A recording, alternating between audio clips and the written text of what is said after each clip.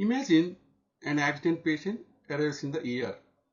So because of that accident, patient had multiple injuries, emergency surgery, critical care, imaging, procedures, and here one coding mistake could lead to massive claim denial, which is very painful. So, would you know how to code it correctly? In today's video, I will break down trauma coding step by step with real scenarios, CPT tips, modifiers, and the biggest mistakes medical coders needs to avoid. So, before going to start this session, we need to understand what is a trauma. Okay. So, basically, trauma is an emotional response to a terrible events like accident, crime, or natural disaster. Whatever it is a trauma. So, what are the most common causes of trauma? So, we have different types of traumas: blunt trauma, penetrating trauma due to sharp objects, burns due to excessive heat, motor vehicle accidents like collision and non-collision accidents, falls, assault, gunshot wounds. So, these are the common causes of trauma. Next, we will understand how to code multiple injuries. While coding multiple injuries, we need to follow 4 steps. Step 1. Whenever you want to code multiple injuries, we need to code each injury separate code unless we have a combination code. So, whenever you want to code multiple injuries, you need to code each code for each injury. If the accident CM index is have the combination code, we need to code combination code. Step 2. In the inpatient setting, we will not code T07 series, which is for unspecified multiple injuries, unless a more specific code is not available. So in inpatient setting, if you are unable to find the reason for trauma, that time you can code T07 series code. Step 3. We will not code traumatic injury codes like S2 T series for normal healing surgical wounds or complications of surgical wounds. This S and T series we need to use exclusively for accidents or trauma due to above discussed incidents. Step 4. Whenever you want to code multiple injuries, you need to code most severe injury first, followed by less severe injury. And here you need to remember few coding injury guidelines, mostly for superficial injuries. So which is basic guideline we need to remember. Whenever you want to code superficial injuries, you need to check the documentation. Where is the location of superficial injury? If the superficial injury is at the location of the severe injury, you will not code superficial injuries like abrasions or contusions. So it is very simple. Same location, severe injury plus superficial injury. You need to code only severe injury. Different locations, severe injury one location and superficial injury another location, you can code 2 codes. So what is important here? You need to check the anatomical area. Where are the superficial and severe injuries are occurred? If they are in the different locations, we can code. If they are in the same location, first we need to give preference to severe injuries, not for superficial injuries.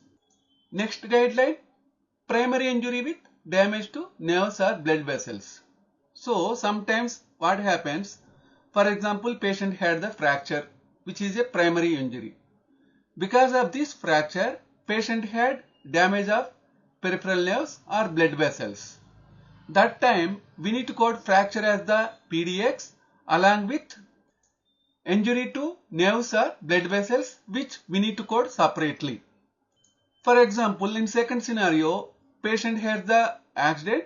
So due to that accident, patient had injury of blood vessels or nerves, which is the primary injury. So that time you can code repair of blood vessels and nerves as your primary code. So what is important here?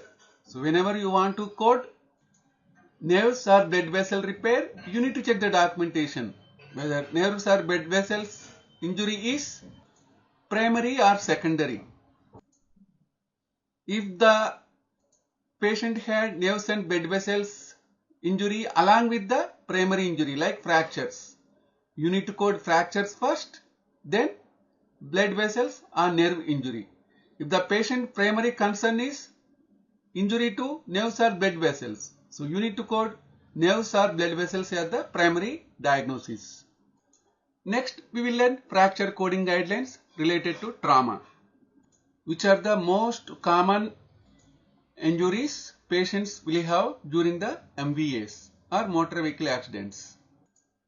Basically, traumatic fractures are coded using the appropriate 7th characters for initial encounter, for each encounter where the patient is receiving active treatment for the fracture.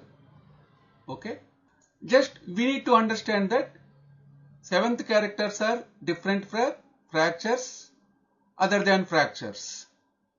So fractures are having different types of 7th characters, and other than fractures we have different criteria for 7th category or 7th character.